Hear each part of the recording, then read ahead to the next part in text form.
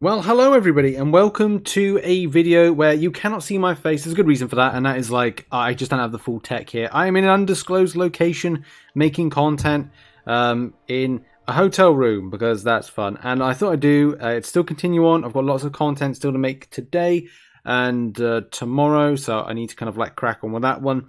And this particular video is how the side quest works. Now, if you've seen and by the way, link in the description to the spreadsheet which goes over the month in whole, like what we're going to be talking about, then you can be checking out that stuff. We're going to go over a how the side quest works video as we normally do each and every month. So as a lot of you know, there's going to be 5 weekly side quests with 4 champions in gated paths.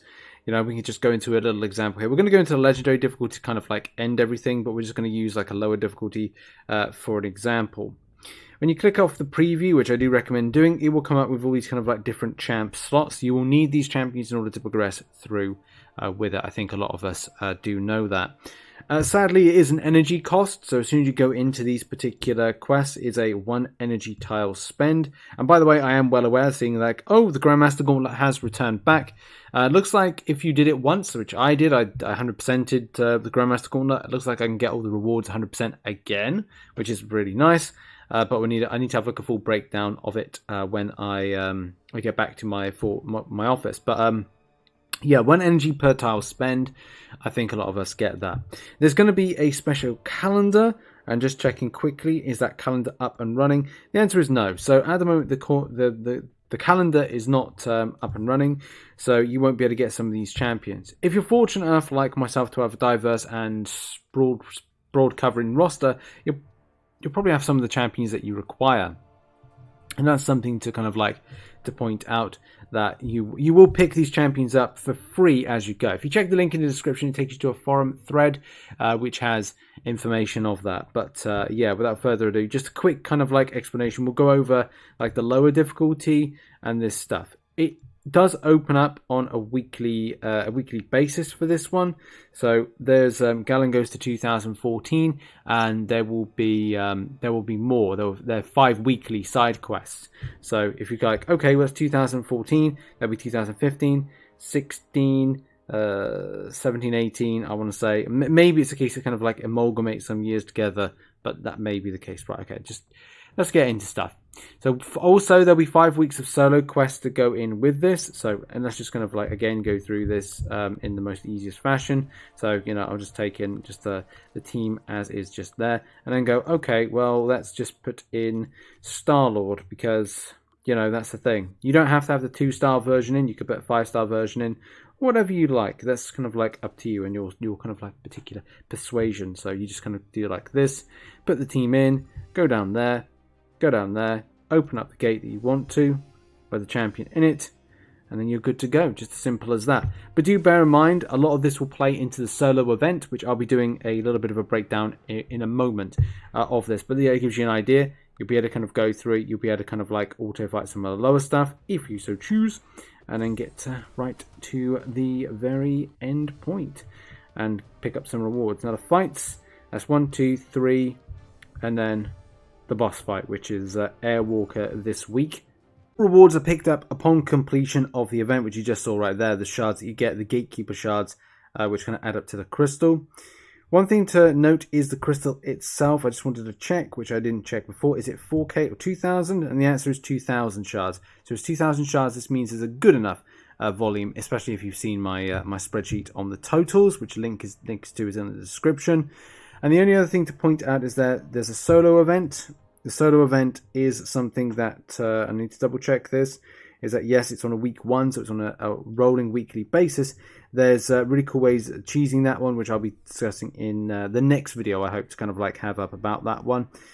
The only other thing is the rank 4 6-star materials and how one gets that, because you can see there, first of all, you've got the Cavalier event exploration, which I wasn't quite sure if we were going to get this time because it didn't say anything about it, but there should be in future weeks Who Keeps the Gatekeepers, which is the one specific to the rank 4 6-star materials, and that's all about just having the champions on your team in the legendary. So that's really good to just have them as long as they are on your team in the legendary difficulty. That's again, you're really good. But if you are looking to do something to kind of like use those champions, then look to balance that out between that and the Gallon Wonderland. Got to get my words out. Gallon Wonderland weeks kind of events, which do require to use some of the champions in order to kind of like get the shards if you're interested in getting the shards. But there's like easy ways to cheese it. In any case, that is going to be that for that. There's a very straightforward month. There's nothing really to kind of like worry about.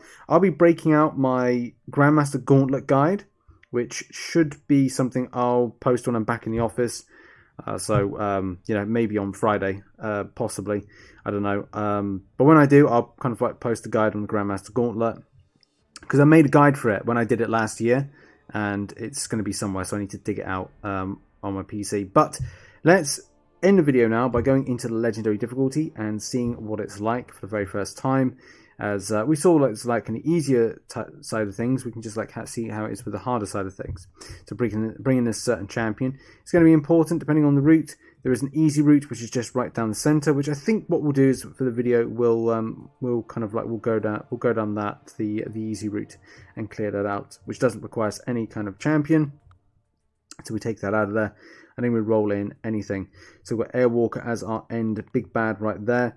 So let's just kind of like figure out bringing in a champion, a nice mystic champion. I kind of feel like bringing in Juggernaut because it's kind of the first time since then. But I think I'll kind of like stick to my favorite champions to be taken in. So let's go with Apocalypse being rolled into there, and do these last 3 fights.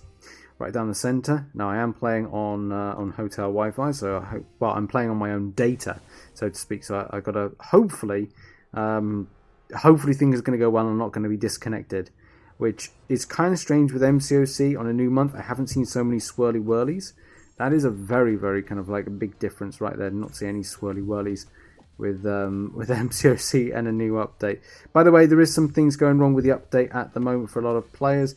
Players unable to kind of log into the game at the moment. I'm going to be doing a video on that one a little bit later on, but I've got things on at the moment, so I need to kind of like get that sorted. Okay, so that's the Venom down. We get that done. We move on to the next fight. The next fight is Vision. Now, just down here, having taken down with Venom with Doctor Doom, I feel like Doctor Doom may be the way to go with this, unless I plan to go with a cheeky King Groot, which I'm going to do. I don't know what, I like King Groot. Posted a bit of King Groot based content this week, and maybe I should be using my my new favorite mystic, which is Juggernaut, but each to their own with what they want to use.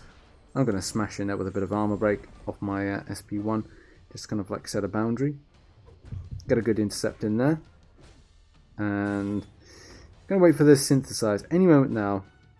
Time has come to synthesize, and a big SP2 for me is going to hopefully end this guy. Okay, SP2 going in. Yes, there we go, the big damage. Love to see it. You love to see the big damage of King Groot. One of the biggest issues I think I found with some of the recent content with MCOC and Kabam is like time.